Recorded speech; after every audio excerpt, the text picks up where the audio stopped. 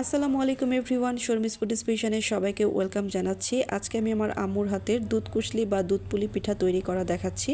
প্রথমে একটা বড় হাঁড়ির মধ্যে 5 লিটার পরিমাণ গরুর দুধ আম্মু জাল করতে দিয়েছে, আর অন্যদিকে একটা কড়াইয়ের মধ্যে প্রয়োজন মতো নারিকেল কোড়া আর খেজুরের গুড় সুন্দরভাবে জাল করে নিচ্ছে কুশলি পিঠার ভেতরের পুর হিসেবে ব্যবহার করার জন্য। আর অন্য একটি হাঁড়িতে প্রয়োজন মতো পানির মধ্যে 1 কেজি পরিমাণ খেজুরের গুড় জাল করে নেওয়া হচ্ছে। আর অন্য একটি কড়াইয়ের মধ্যে গরম পানির মধ্যে চালের আটা দিয়ে সুন্দরভাবে সিদ্ধ করে নিল। এখন এটাকে আমরা পিঠা বানাবো। তো ভেতরে পুর দিয়ে সুন্দরভাবে আমরা এভাবে ডিজাইন করে পুলি পিঠা বানিয়ে নিচ্ছি। আমাদের এলাকায় এটাকে কুশলি পিঠাও বলা হয়।